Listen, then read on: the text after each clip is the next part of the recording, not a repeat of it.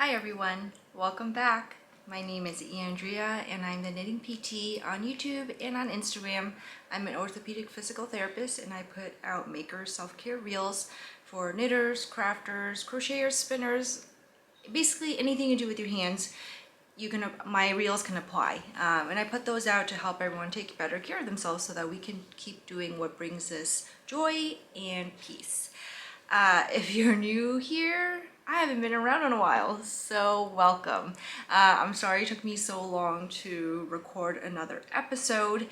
Summer was really busy. I have two young kids, and this was the first summer where I really felt like there was just so much going on in terms of camps and classes and just general summer busyness. So I haven't been able to sit down and record an episode since July. So I have a lot to show you in terms of finished objects and works in progress. I'm hoping that we can get through all of it without it being a super long episode. And I'll talk a little bit about my upcoming plans for the fall in terms of teaching and where you can find me. Yeah, so let's dig in. Okay, so first up is finished objects. So I have several to show you, and this is the first one. So this is the Summer Saunter tee by Samantha Guerin. It is a DK weight summer tee. Mine is knit in 100% linen from Camarose DK. I bought mine from La Mercerie online. And I really love it. I've worn it a lot since I finished making it. This pattern came out, I think, late July. And I just, again, didn't have time to record a podcast before now. I'm sorry, I'm a little out of practice to talking to a camera, so forgive me. Hopefully we'll get back in the swing of things. So this is mine. I'll stand up so you can see the whole thing. I have it tucked into a skirt right now, which is how I usually wear it.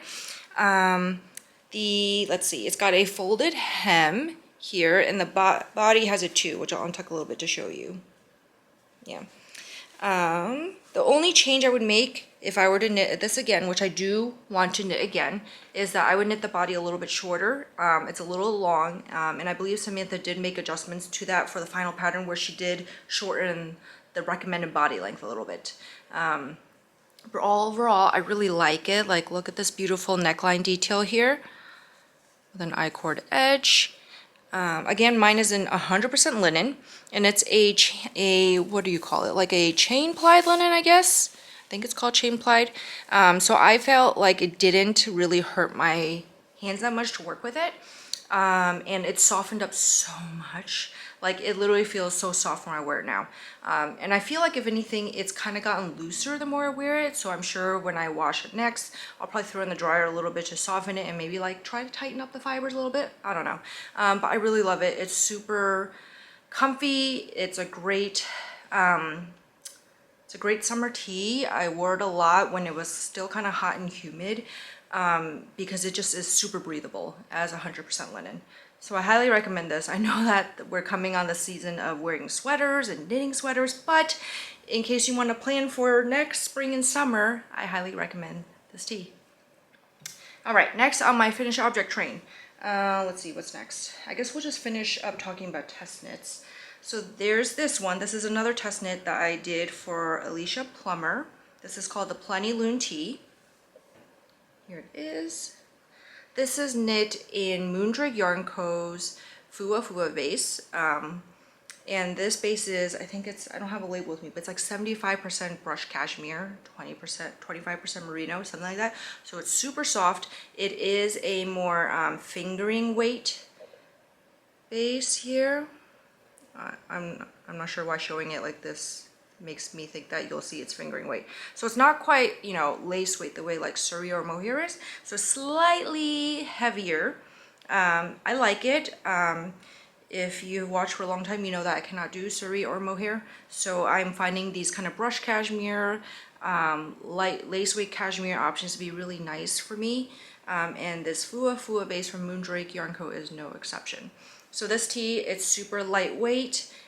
Because of the brushed cashmere part, it is a little warmer, so this will be great for fall, for right now when the weather's starting to transition and be a little chillier. Yeah, and I really like it. The finishing is super easy. It's just bind offs for the sleeves and for the body. Yeah, and this worked up really quickly too. So you can see there's just small cable details, not hard at all. I'd say if you're new to doing cables, this is a very accessible knit for you. Yeah, so this is Fua Fua. I mean, Plenilunti in Fua Fua. Yeah. All right, I've got 2 more finished objects to show you, I believe. I feel like I might be missing one. I really don't know. So the next one, this is my Building Blocks cardigan by Amy Scher. This one is not a test knit.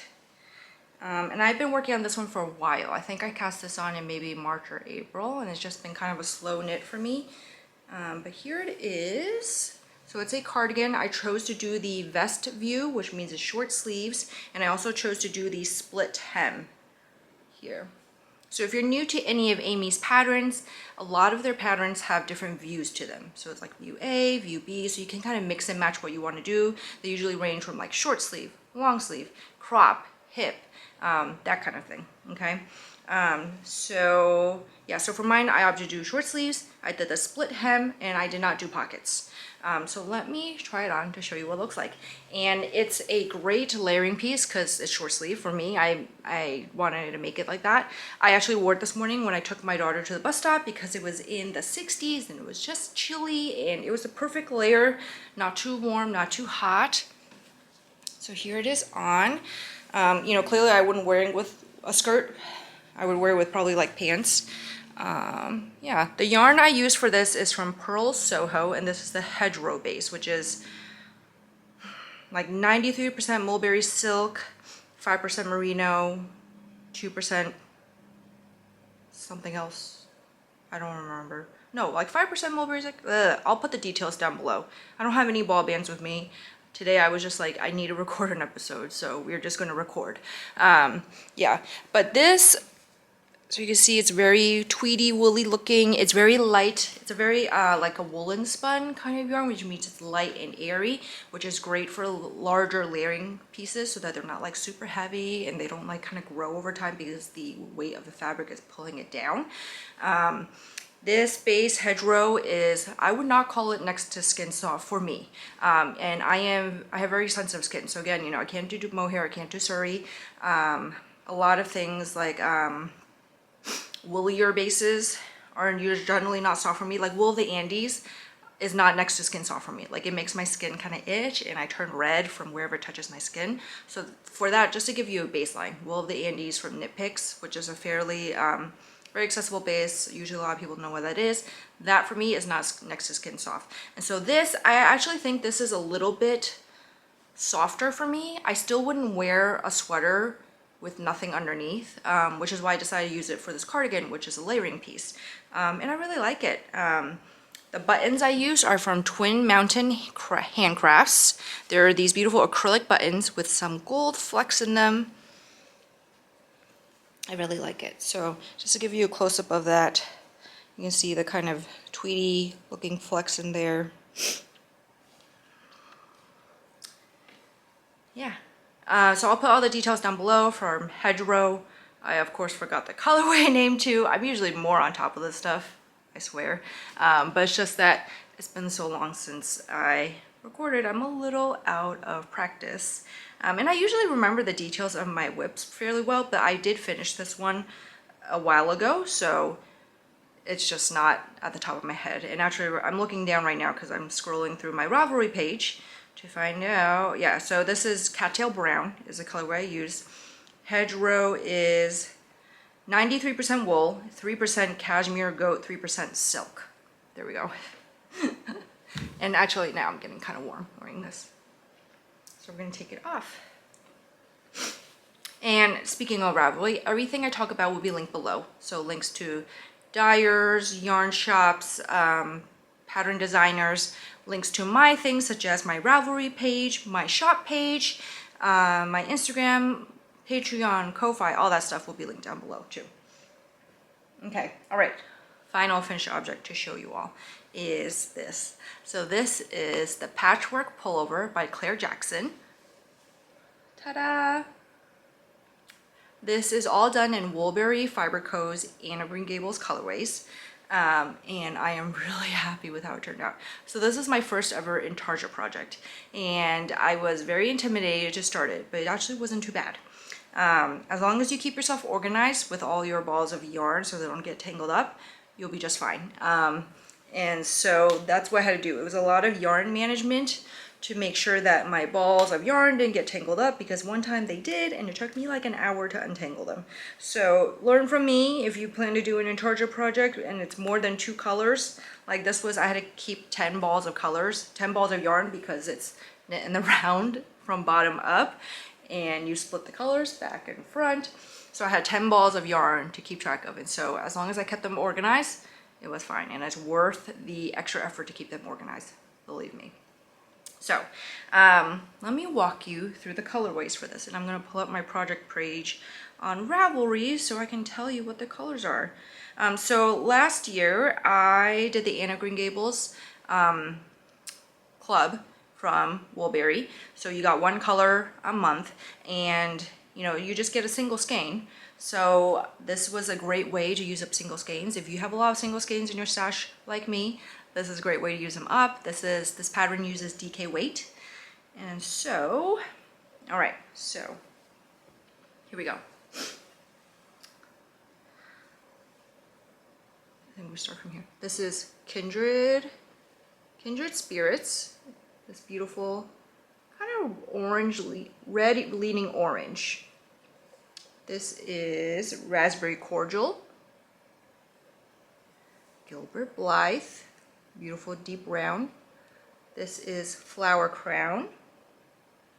And the red is All's Right with the World. So then for the hems, I used Anne Shirley. So this beautiful kind of burnt orange. So that's on all my hems and my cuffs. And for the sleeves, I used Mrs. Rachel Lynn, which is this beautiful purpley pinky undertone. It kind of glows a little bit too. Yeah. So in terms of how much yarn I used, so I knit the size 3, which I think I have a bust circumference about 35 inches, and I think that gave me 7 inches of positive ease or so.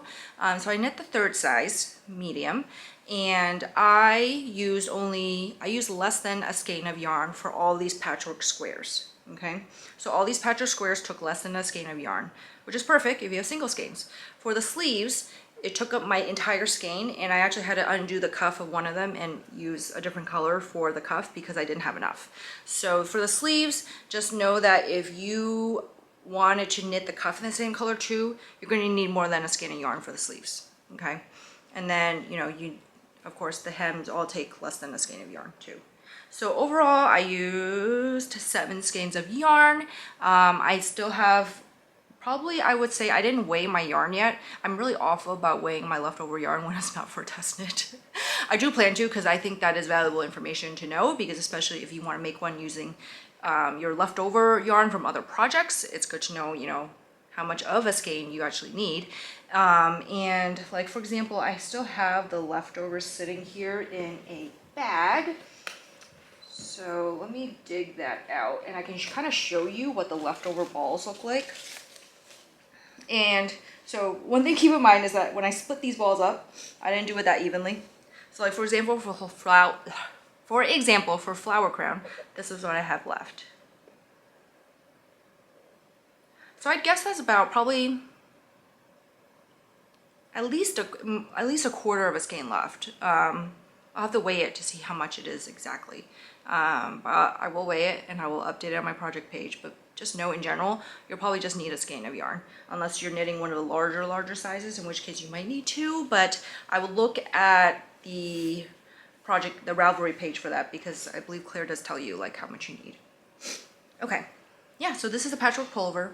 Really happy with it. I have another intarsia project planned that I'm hopefully going to cast on soon, once I bind off one of my projects that is going to be finished like probably tomorrow.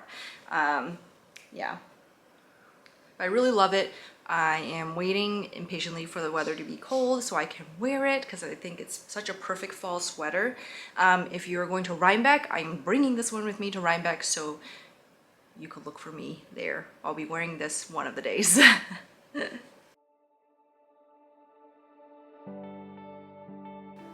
Okay, moving on to works in progress. I have, I believe, all completely new works in progress since the last time I recorded, because a lot of what I was working on ended up as finished objects, and then some were like summer knits that have just kind of fallen to the wayside. I won't be talking about them here because I haven't really worked on them since, and I probably won't get back to them till maybe next year when we get closer to spring. Yeah. Okay, so works in progress. So first one is another test knit. So you might be thinking, Andrea, I thought you were only going to do one test knit a quarter, and that was your resolution for 2023. If you're thinking that, you're correct. And I've completely fallen off the train, completely. Like my last episode was titled, I broke my test knitting resolution, and I broke it for the Plenty Loom tee because I wanted to try at the base so badly. And since I fell off the train, I just was like, well, you know, if I fell off, I might as well just keep falling off all the way. So I am doing another test knit, and I just applied and got into another one too. So, but it's really not that bad. It's still a slower pace of test knitting compared to previous years. So, all right, so this is the next one. This is the Skyline Pullover by Tori Yu. She's Tori Knits NYC on Instagram. So as you can see, I am almost done. I literally have just like a few 3 inches maybe of the sleeve to go and the cuff, and I will be done. So I think I'm gonna get this done probably tomorrow is what I'm aiming for. I think it's too ambitious to say today, so probably tomorrow, and I absolutely love it. So you can see from here, it's a crew neck. It's got this beautiful ribbed detail on the shoulder that extends all the way down the arm. And yeah, and I really love it. I really love my yarn choice. So let's talk about that. So this is the first time I believe I'm making a garment where I'm holding two different like kind of bases, strands of yarn together, similar to how people hold mohair and suri with their yarn to make like a fuzzy halo-y project. You can see I did something similar here, just not with mohair or suri. You can see there's that slight halo.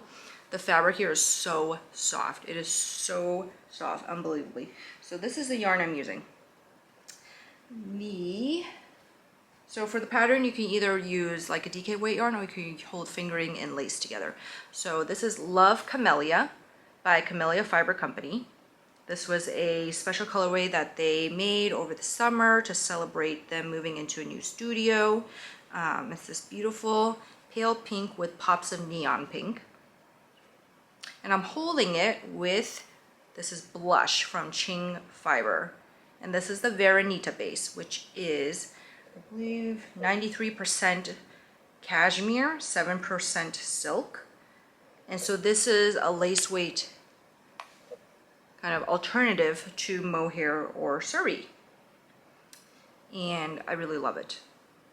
Super love it. You can see there's that slight color changing variation in there.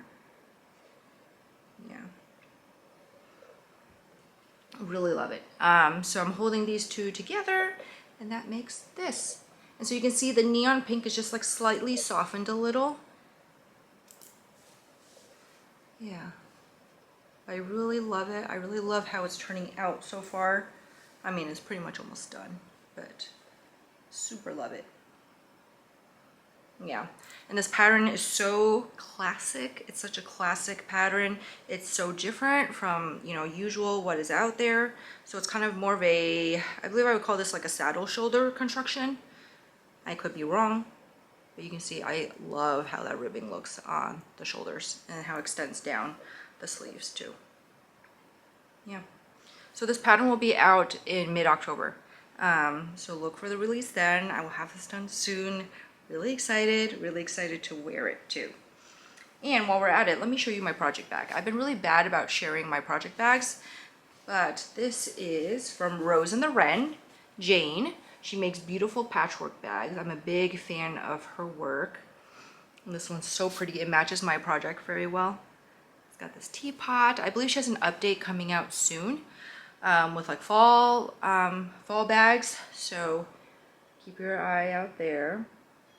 But yeah, I really highly recommend her bags. They're very well made. They're beautiful. I'm a sucker for like patchwork bags, so love it. So if you're looking for a project bag, look her way. Okay, so that's one work in progress. The second one is a Seasons sweater by Ozetta. It is in half fisherman's rib. Let's see, is this the front? Yes. So here's what I got so far. Ready? So it'll obviously block out larger. It looks kind of small right now. And the yarn I'm using for this is the Wandering Flock in their worsted base. And the colorway I'm using is Montauk. And I'm doing this as part of the Flock Along 2023, which is a knit along they're doing right now, where all you have to do is use their yarn, and I think like 50% of your project has to be in their yarn, any pattern you want. I am making this to also have for Rhinebeck to wear to Wollenfolk, where they will be vending. I got this yarn last year at Vogue Knitting Live in February. Yes, but look at this yarn, it's so pretty. It's a very pretty neutral colorway with some blues and slight blush pinks throughout, some light speckling. I really like it. I opted to do the folded hem, folded collar. You can also, Haley also has it written where you can just do like a straight collar, not a folded over collar. I chose to do folded over because fisherman's rib can stretch a little bit, kind of the way brioche does, and I just wanted a little bit more structure to the collar. It does look like it's quite high. We'll see how it looks when it blocks out. I think it'll be all right. Yeah, and the sweater, like with the way the little half fisherman rib looks, is so squishy and so cozy that I did want kind of like a closer fitting neck to add to that cozy vibe. Yeah. So once I finish my Skyline Pullover, I've got to get working on this one to get it done. Which I think I should be able to get it done in time for Rhinebeck. I have about a month left, so yeah. Oh, and let me show you the yarn in its skein form, just so you can see what it looks like. So here it is. You can see it's very, very subtle, the coloring on it. It's beautiful.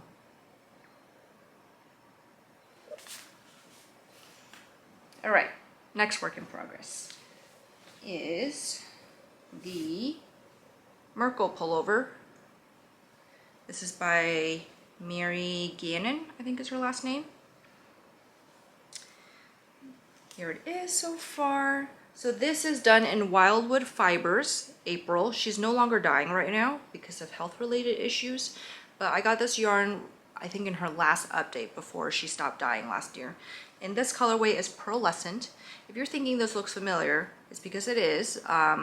I am copying exactly what Aro Knits and Pearls did with the exact same colorway.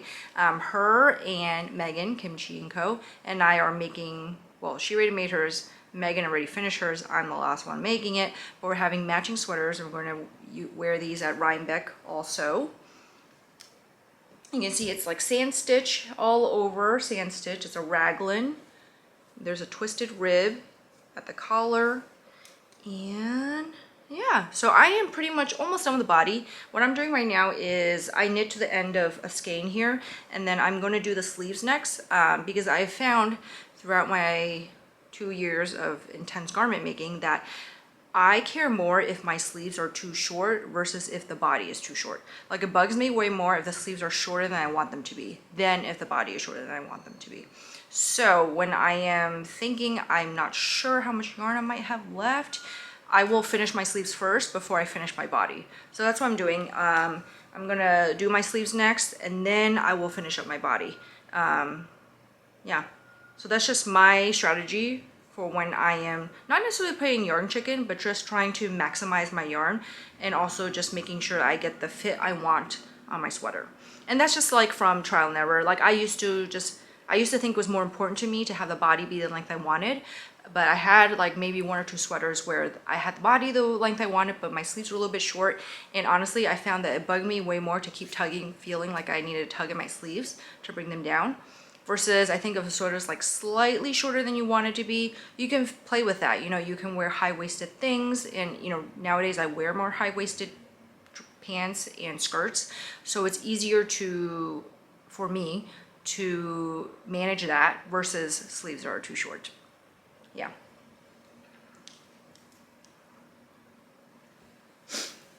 All right, I think the last work in progress that I am going to talk about here is socks. So one of my goals for 2023 was to knit one pair of socks. So the way I got back into knitting nearly 10 years ago was through socks, actually. So for a while I was a very intensive sock knitter where all I knit were socks. And then once I discovered garments and things like that, the socks fell off to the wayside. It also coincided with when I moved to Texas, because like, I don't know about you, but for me, like, if my feet are too warm, I am too warm overall. So when I lived in Texas, you know, I only really wore socks in the winter, and otherwise I didn't wear socks. And so my hand knit socks didn't get that much wear when we were there. So then I stopped knitting socks because I didn't have a need for them. But now that we're back in the Northeast, and I'm starting to get more inspired to knit socks again, so I made a goal for this year to knit one pair of socks to get back into it. And I'm going to show you these right now because I have made a good amount of progress since the last time I showed them. The socks are basically my swim class knitting project. So my kids go to swim class once a week, and these are the projects that I bring with me to work on when I'm sitting there watching the swim class, because the pool area is very humid and very hot. It is like the smallest project, you know, that I can work on without feeling too hot. And so then, because I only really much work on them for half an hour a week, the progress on them is kind of slow, but that's okay. My only deadline is to have them done by the end of the year, so I've still got 3 more months left to go to finish a pair of socks, and I think we'll make it. So here they are. So there are many things with this project that are new to me. I am knitting them cuff down. I usually knit my socks toe up, but I'm knitting them cuff down this time just to give it a try. I'm knitting them in tandem on their own 9-inch circulars, the way that Edible Thoughts makes. Stephanie does it. I'm really liking that way so far, actually. I used to knit my socks 2 at a time on one long cable, and just not feeling that anymore. So yeah, so here they are so far. So they're kind of like all wrinkled up and bunched up. You can see that I finished my leg, I turned my heel on both, and now I'm working on the foot. And the yarn from these is from Valkyrie Fibers. It's a self-striping yarn. This is her BFL fingering sock base. Yeah, and you can see, like, since this is my first foray back into socks, and after a while, I took all the pressure off myself to make them identical and that kind of thing. Like, literally, I'm like, just get them on the needles, just work on them, and like, take them from there. Like, it doesn't have to be perfect or anything. So you can see that they're not identical. I didn't try to start them at the same point in the coloring. If anything, the colors actually I think are a little reversed, maybe. Yeah, but who cares? You know, they're just socks. I don't care. Yeah, and so this was my first time doing the shadow wrap heel, and I'm using the Socksploration pattern from Earth Tones Girls for that. I used to only do Fish Lips Kiss heels, but I've heard so many good things about this one, so I wanted to give it a try. I like it. It's very similar to Fish Lips Kiss, but it uses like triplet stitches instead of twin stitches. I can't wait to like wear these and like see how they feel and see how I feel about it. Yeah, and then I'll figure out if I will keep using it, I guess. Yeah, I don't really have much else to say except that the part I'm getting nervous about is knowing when to start decreasing for the toe. When I first started knitting socks, that was the part I kind of struggled with, was knowing how to decrease for the toe when you go cuff down, which is why I started knitting toe up, because I could try it on as I went. So yeah, that'll be the challenge part, also knowing when to like stop, because the first pair of socks I made, the foot was I think too long because I cast off and did my Kitchener stitch later than I should have. So I don't know. It'll be try and error. Hopefully they'll fit fine. If they don't, I have enough skills now to know how to undo and to, you know, frog a little bit and knit them exactly the way I want them, so I'm not terribly worried. But that is the part coming up that makes me the most nervous. Yeah. All right, so that is what I am working on these days. I'm not going to get much into other usual sections. Like usually I have a section where I talk about my spinning. I haven't really been spinning. I realized that spinning is something I like to do when my kids are not really around, and they've been around all summer. So I haven't really spun at all, so I have no update to give you on that front. I I do have lots of future plans, but I will save talking about that for a future episode just because I don't want this one to be too long. I can see already we're like past the 30-minute mark a little bit. So yeah, so I'll talk about all that in a future episode. But one thing I did want to mention is kind of where to find me this fall, because there are events coming up. I am teaching a little bit, and just to put these on your radar. So first of all, I am teaching at Vogue Knitting Live virtually at the end of this month. I believe the day I'm teaching is it's October 1st. Is the day I am teaching. I'm teaching my posture and ergonomics class online. So if you are interested in taking that class, you can register through Vogue Knitting Live's website. I believe registration is still open. Then the next event where you can find me is I will be going to Rhinebeck this year for the first time ever. I'm really excited, a little scared because, you know, I don't do great with crowds, but since Rhinebeck is outdoors, I think it'll be a little bit better. I will be at Wool & Folk on Friday, and I believe I'll be at Rhinebeck at some point on Saturday. Haven't figured out when yet, but that's where to look out for me. I'm not going to any of the other events. So mainly Wool & Folk and Rhinebeck, New York Sheep and Wool on Saturday. And yeah, so if you see me there, I'd love to say hi to you. Feel free to come up and say hello. I will try not to be awkward. I'm a little bit awkward sometimes when people recognize me because I don't really expect that. Not that it happens a ton. But yeah, please say hi if you see me. I would love to see you and meet you and put like a face to names and that kind of thing. Next, if you're local to New Jersey, I will be teaching at Do You Knit, which is in Westfield, New Jersey. I will be teaching there on November 4th in the morning, and I'll be teaching my posture and ergonomics class in person, which is my in-person class is a little bit different from the virtual classes because the in-person classes, I also float around and I help each person individually. So if you're looking for individual help, the best way to get that from me is to attend an in-person class, which I know is like kind of difficult because I don't do a ton of them. But if you're in the New Jersey area, this is a great way. So to register for a class, you have to call the store, Do You Knit, so it's DOEWEKNIT. They have a website online, which I believe has their phone number, or you can find their phone number on Instagram. But I think the best way to register is to call them. So that's where you'll find me. J'adore Fibers, my friend Shannon, is also having a trunk show that same day at Do You Knit. So you can come out and look at her yarn, probably watch me agonize over what yarn I want to buy, and also, you know, learn some posture and ergonomics from me and have me take a look at your knitting posture if you want me to. Yeah, so that's the next event. And then the last thing I believe is I will be at Vogue Knitting Live in, I think this year the dates are January 25th to 28th. My class is on the 27th. It is a lecture, and this year I'm teaching knitter anatomy. So it is different. I've only taught it one other time, and that was for virtual Vogue Knitting Live.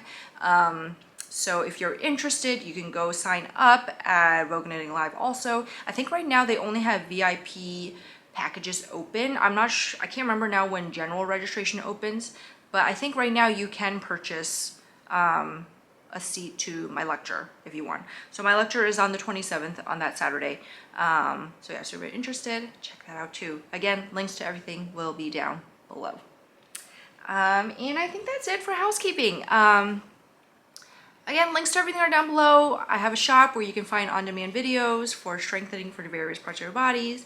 I sell wrist and hand care kits, which are going to be back in stock next week. So keep an eye out for that. The best way to get updates is to follow me on Instagram and to join my broadcast channel on Instagram, which is where I can post updates that you can follow so that you'll see them. Because I know sometimes posts can get buried on Instagram. Sometimes, you know, Instagram doesn't always show you what, you know, you want to see. So that is the best way to make sure you don't miss out. Thank you so much for tuning in. I will be back hopefully very soon with more things to show you, more things to talk about. I really missed actually, you know, sharing my makes with you all online. I really missed doing that. It just wasn't feasible during the summer, but I'm really happy to be back now. And I will see you guys next time. Happy knitting.